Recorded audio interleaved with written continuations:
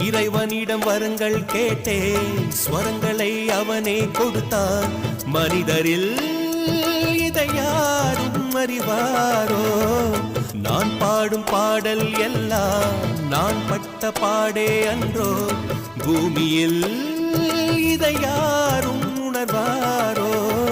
மனதிலே மாளிகை வாசம், கிடைத்ததோ மரநிழல் நேசம். எதற்கும் நான் கலங்கியதில்லை இங்கே.